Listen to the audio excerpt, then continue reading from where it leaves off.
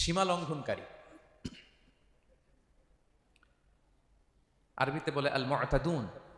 সীমা লঙ্ঘনকারী ব্যক্তিকে আল্লাহ তাআলা পছন্দ করেন না।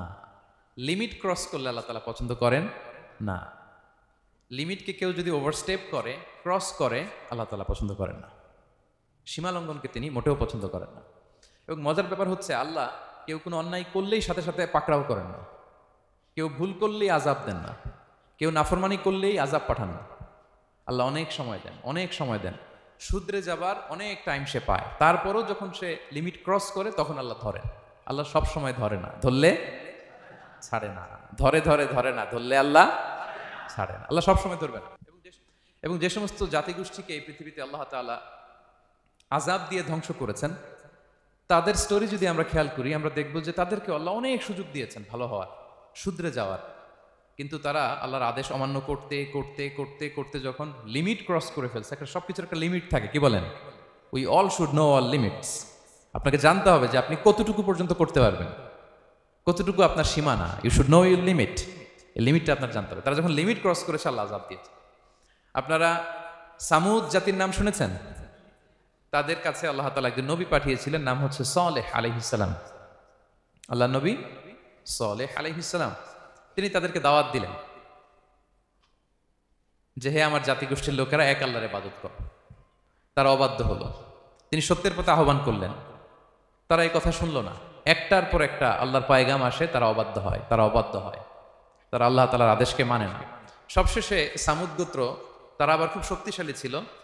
তারা পাহাড় কেটে আর্কিটেকচার করে, ডিজাইন করে কিভাবে আবাসন তৈরি করতে হয় পাহাড়ি এলাকায়, মাউন্টেইন এলাকায় কিভাবে আবাসন তৈরি করতে হয়, এটার ব্যাপারে এক্সপার্ট ছিল। কিন্তু তারা সালেহ আলাইহিস সালামকে বলল, সালেহ তুমি পাগল, তুমি জাদুকর, তুমি যে আল্লাহর কথা বলছো আমরা মানবো এক শর্তে। যদি এই পাহাড়ের ভেতর থেকে 10 মাস গর্ভধারিণী একটা উট যদি বের করে আনতে পারো, এমন একটা শি ক্যামেল উট যদি বের করে আনতে পারো, যেই উটের পেটের ভেতরে একটা বাচ্চা থাকবে এবং ওটটা পাহাড় থেকে বের হয়েই বাচ্চা ভূমিষ্ঠ করবে, এরপরে উটের দুধ যেন আমরা খেতে পারি, তুমি যদি এটা দেখাইতে পারো তাহলে বুঝবো তুমি সত্য নবী।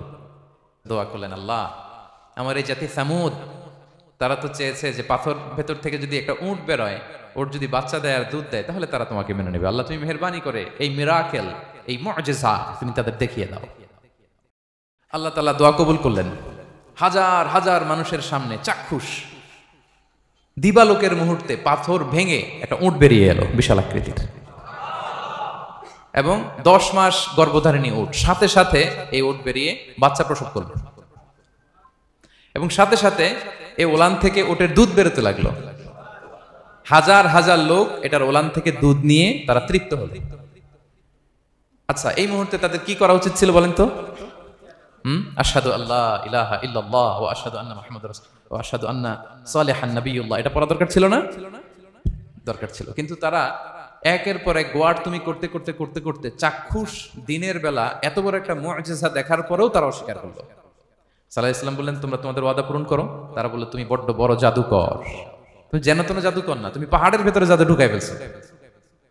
কি মনে হয় তারা লিমিট ক্রস করে ফেলছে না? এবার ক্রস করছে না? তারা সীমা লঙ্ঘন করে ফেলেছে। দে ক্রসড দেয়ার লিমিট। এবার তো আর ছাড় দেওয়া যায় না, কারণ আমি আপনাদের বলেছি শুরুতে যে আল্লাহ সব সময় ধরে না, কিন্তু যখন ধরে ছাড়ে না। আযাব চলে আসলো। কি আযাব?